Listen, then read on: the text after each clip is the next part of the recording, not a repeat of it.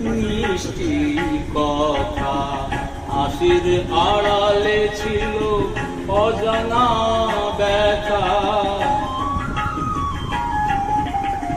প্রথম দিনের সেই মিষ্টি কথা।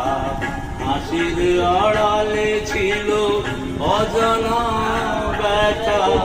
ব্যথার আড়ালে ঢাকা সুখেরই কান্না।